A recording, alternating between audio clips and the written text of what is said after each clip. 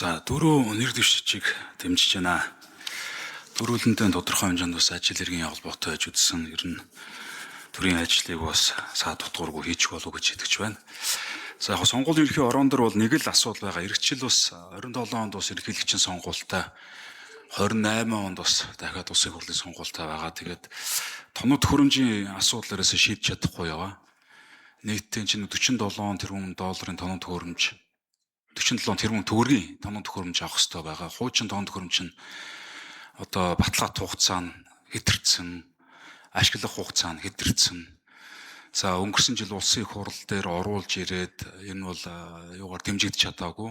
Хэсэгчлэн мөнгө нь бол тавигдсан байгаа.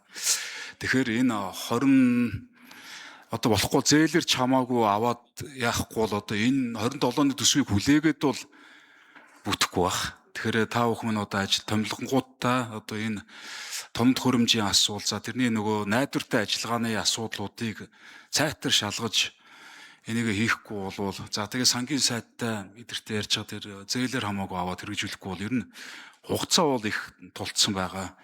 27 оны төсвийг хараад бол тэр тусмаа тэр бол бас бүтэмж нэлээ муутай байх болов гэж харж байна. Тэр чинь 47 тэрбум нэгэн зэрэг нэг удаагийн санхүүжилтээр за дээрэс нь нөгөө төрийн худалдаа авах хуулийн дагуу явбал наа чинь тэгээд 5 сарын 31 хүртэл тендер нь явж байгаа. За нэг нь маргачвал тэгээ нөгөө мөнгө нь буцааж татагтаад ер нь тэгээд нөгөө сонгуул Монголаач хийж чадахгүй нөхцөл байдал үүсэх эрсдэл байгаа шүү. Тэгэхээр энэ дээр бол одоо хороодын гишүүд маань онцгой анхаарал тавихгүй бол энэ тоног төхөөрөмжийн техникийн саатлаас бол сонгуул хойшилж болохгүй. Энд чинь 6 жилд нэг удаа болдог сонгуул байгаа.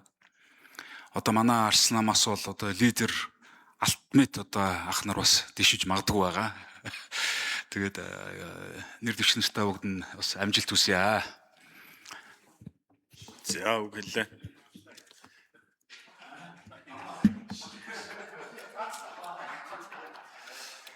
За зочид танилцуулъя. Улсын хурлын гишүүн Хацуурын Гавьяагийн урилгаар Улаанбаатар төмөр зам хувь нийлүүлсэн нийгэмлэгийн барилга засвар ашиглалтын ангийн ажилтнууд улсын хурлын үйл ажиллагаа төрийн одонтой танилцж байна. За Улаанбаатар төмөр замынхаа хамт олон та бүхэнтэй ажилд нь амжилт амьдралд нь хамгийн сайхан бүхнийг хүсье өрөөё.